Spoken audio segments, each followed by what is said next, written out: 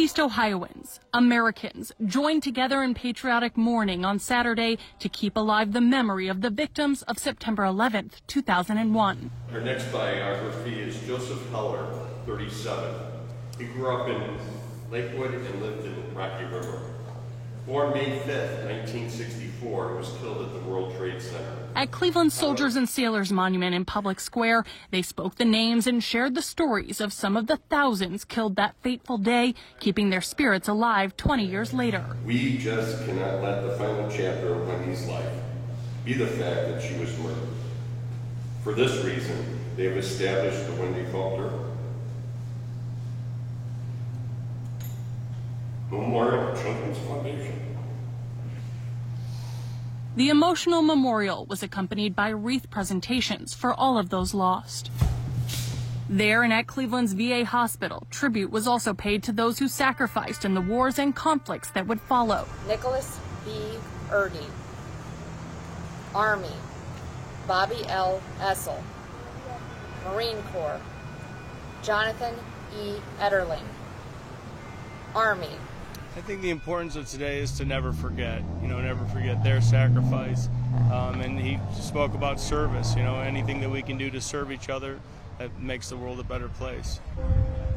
Church bells tolled in Brunswick at St. Ambrose Catholic Parish, where the 9/11 Brunswick Never Forget Committee held a service to remember those lost in 2001. Even though we saw those images that were shocking and disturbing, we also saw images of great bravery and heroism. Today, we honor the men and women who fought to save many lives that day. And those lost just weeks ago as America left Afghanistan 2 decades later. One of the 13 killed in a suicide bombing at Kabul airport was Berlin Heights native Maxton Max Soviak, whose body is now back home.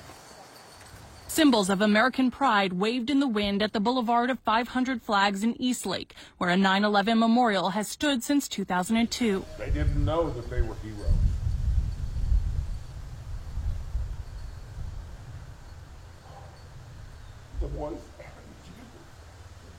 The boys in the fire hats and the boys in blue. They didn't hesitate to rush in while others were rushing out. Eastlake's memorial honors the lives of all of those lost on 9/11 with pieces from each crash site, beams from the World Trade Center, granite from the Pentagon, and soil and grass from where Flight 93 crashed in Shanksville, Pennsylvania. 20 years later, these event organizers say there are values to honor. The courage that was shown, those are lessons we can still learn from today as we go forward in these tough times of COVID and such. And hope to heal the divides we see today. Would to God that the country we became in the shadow of 9/11, one nation under God, indivisible, with liberty and justice. Would to God we could be that again. Alex Stokes, Fox 8 News.